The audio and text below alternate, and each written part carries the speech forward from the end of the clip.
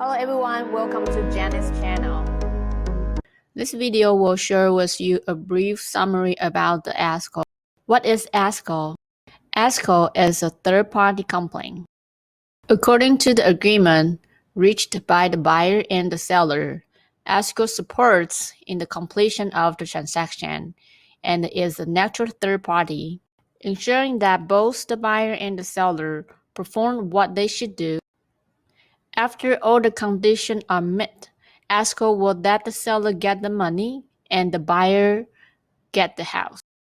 When the buyer submits the residential purchase agreement (RPA), write down the number of the days required to close Escrow.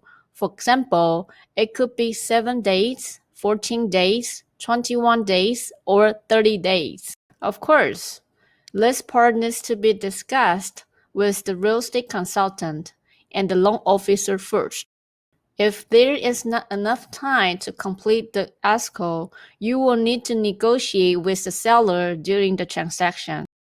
Let's split the escrow process into several parts by the number of the days. First part, 1 to 3 days after entering escrow.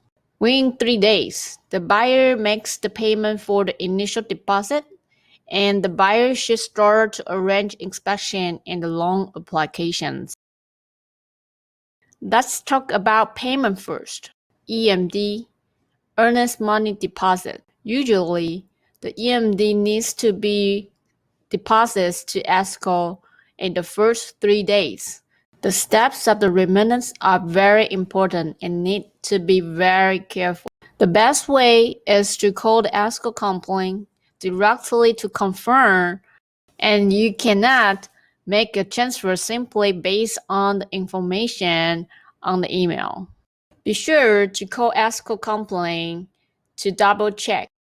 In addition to submitting the EMD, you must also start the loan application and arrange a home inspection. Also, the buyer needs to complete the vesting form and buy home insurance, which is not easy to buy now, so you must get quotes from the insurance company as soon as possible.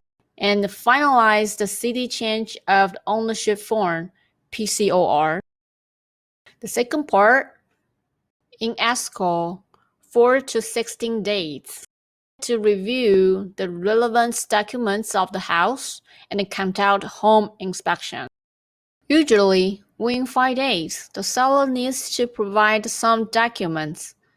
For example, TDS, SPQ, QS, or FORTA, NHD report, environmental documents, and the FHDS.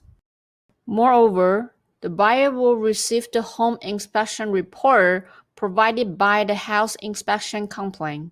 If the report has some suggestions, the buyer can consider whether there is a need for additional inspections. For example, it could be termite inspection or AC inspection.